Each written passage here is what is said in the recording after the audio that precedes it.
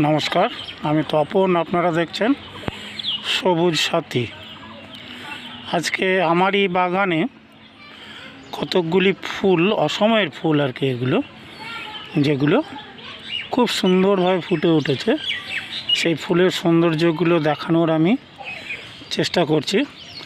দেখুন, এগুলোকে ইংরেজিতে বা ভালো ভাষায় কোনো ফুল বলে, কিন্তু সাধারণত আমরা গ্রাম বাংলায় বা আমি জেনে আছি এটার নাম টাইম ফুল। এই ফুলটি প্রায় 10টা থেকে বা 9টা থেকে 11টার মধ্যে প্রস্ফুটিত হয়ে থাকে।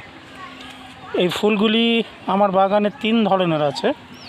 এটি হচ্ছে লাল বা গোলাপ টাইপ, এটি খুব সুন্দর, প্রচুর ফুল ফুটেছে।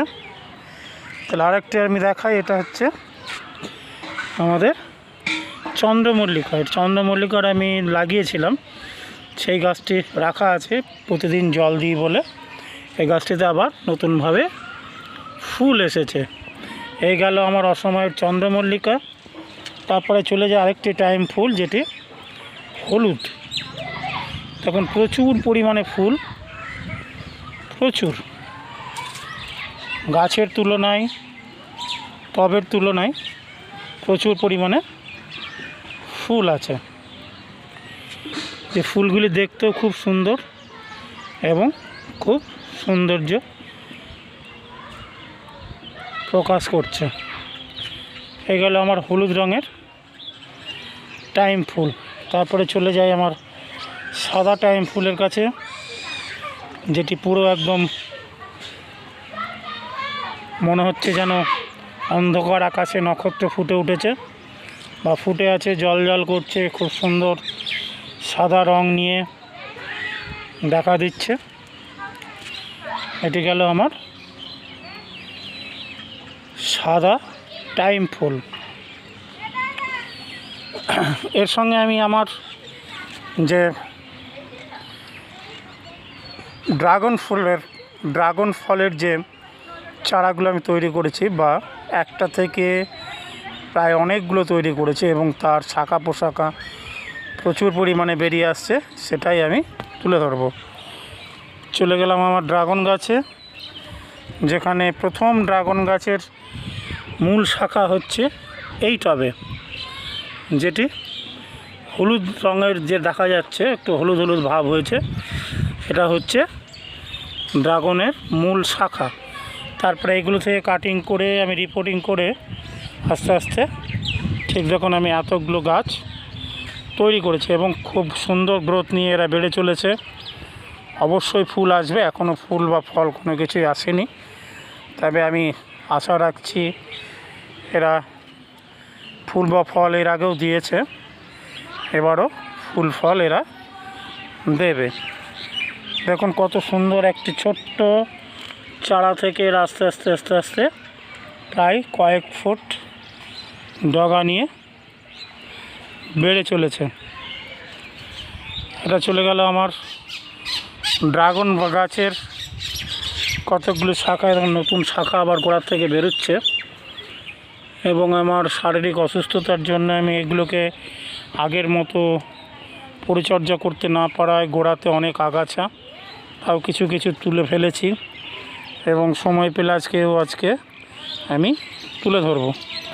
এই গেল আমার দীর্ঘদিনের ড্রাগন। তারপর একটা সবথেকে দীর্ঘদিনের গাছ হচ্ছে, এটা হচ্ছে আমার ছোট এলাচ, যেটি ফুল হয়েছে প্রচুর পরিমাণে কিন্তু ফল হয়নি। এবার কিন্তু গাছের গ্রোথটা ভালো নেই, ভালো না থাকলেও এরা গোড়া থেকে অনেক নতুন কাণ্ড বের হচ্ছে, গ্রোথ নিয়ে বের হচ্ছে। অবশ্যই এরা গ্রোথ নিয়ে আবার তাদের পুরনো রূপ দেবে, এই আশা রেখে আমি রেখে দিয়েছি, কিন্তু কোনো ফল পাইনি বা পাবো এই আশাও আমার নেই, কিন্তু আমার গাছ আছে, এটাই আমার সবথেকে বড় পাওনা। এবার চলে যাই আস্তে আস্তে আমার ক্যাকটাস সুন্দরীদের কাছে, যারা চাক এবং বল ক্যাকটাস সব ক্যাকটাসেই খুব সুন্দর ফুল নিয়েছে। যে ফুলগুলো দেখানোর জন্যই আমি এই ভিডিওটা করছি। দেখুন, এটা একটি বল ক্যাকটাস চারিদিক দিয়ে তৈরি হয়েছে এবং মধ্যেখানে যে বড় বল ক্যাকটাসটা আছে সেটি খুব সুন্দর ফুল এবং চারিদিকে দেখুন কলি বেরিয়ে আছে। এটা একটি চাক ক্যাকটাস, এতে প্রচুর ফুল হয়েছিল, এখন বর্তমানে দুটো কড়ি আছে, যে কড়ি দুটো খুব সুন্দর দেখাচ্ছে, পদ্ম ফুলের মতো কড়ি, ফুটে উঠলে খুব সুন্দর দেখায়।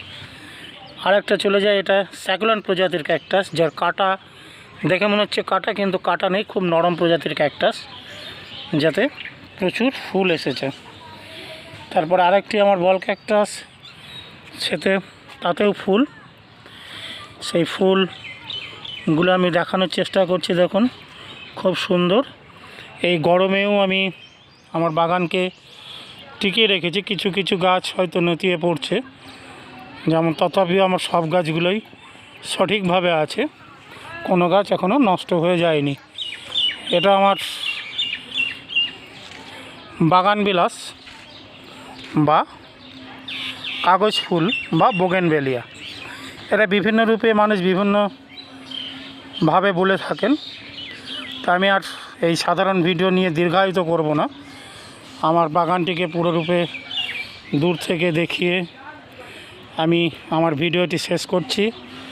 সকলে ভালো থাকবেন, সুখে থাকবেন, গাছ লাগাবেন, পরিবেশকে দূষণমুক্ত করবেন, এই আশা নিয়ে আমি আমার ভিডিও শেষ করলাম। দেখা হবে নতুন ভিডিওতে। নমস্কার।